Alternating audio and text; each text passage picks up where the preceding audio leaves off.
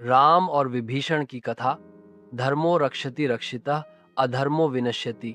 अर्थात श्री राम के संग चलो और जीवन को सफल बनाओ। बहुत समय पहले की बात है। त्रेता युग में लंका में एक बहुत बलशाली राजा था रावण। वह बुद्धिमान और शक्तिशाली था, लेकिन अहंकारी भी था। रावण ने भगवान श्री राम की पत्नी माता सीता का हरण करके उन्हें लंका ले आया। अब लंका की कथा। लंका में रावण के छोटे भाई का नाम था विभीषण। वे बिल्कुल अलग स्वभाव के थे, शांत, विनम्र और भगवान विष्णु के परम भक्त। उन्हें श्री राम का नाम सुनते ही श्रद्धा हो जाती थी।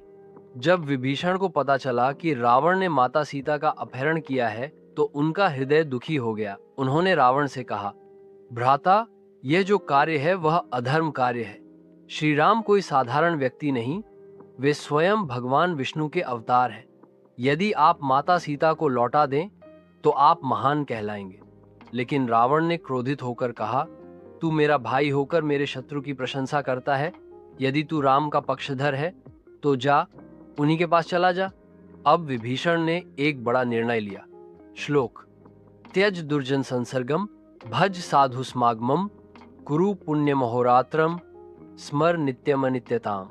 अर्थात बुरे का साथ छोड़ो, सज्जनों का संग लो, हर समय शुभ कर्म करो और संसार की नश्वरता को याद रखो। तब विभीषण ने एक बड़ा निर्णय लिया कि विभीषण ने लंका छोड़ दी और समुद्र पार कर श्री राम की शरण में चले गए। जब राम की सेना ने उन्हें आते देखा तो सब चौंक गए। सुग्रीव बोले, प्रभु, यह रावण का भाई है, कहीं ये जासूस तो नहीं? श्री राम मुस्कुराए और बोले, जो भी मेरी शरण में आता है वह चाहे शत्रु का भाई ही क्यों न हो, वह अब मेरा है। श्लोक। शरणागत वत्सल त्वम रामो रक्षति सर्वदा, एकं त्वां शरणं प्राप्य न कश्चिद विनश्यते। अर्थ, जो श्री राम की शरण में आता है वह कभी नष्ट नहीं होता। श्री राम ने विभीषण को गले लगाया और उन्हें लंका का भावी राजा घोषित कर दिया। विभीषण बहुत भावुक हो गए। उन्होंने कहा, प्रभु, आज मुझे सच्चा परिवार मिला है।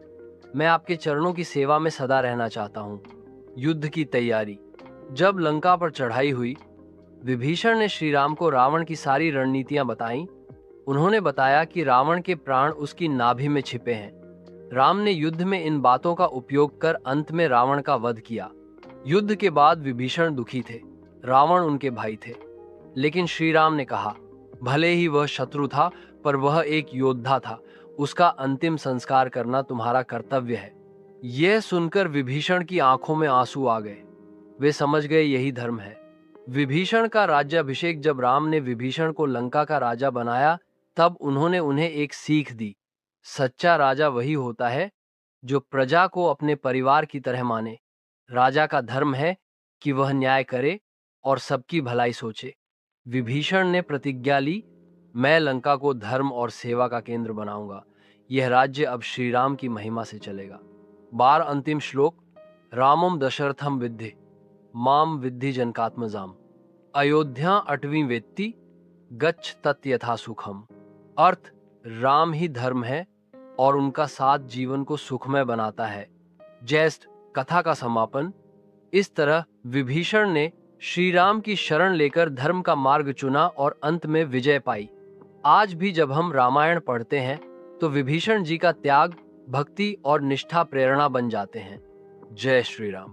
जय विभीषण भक्तराज।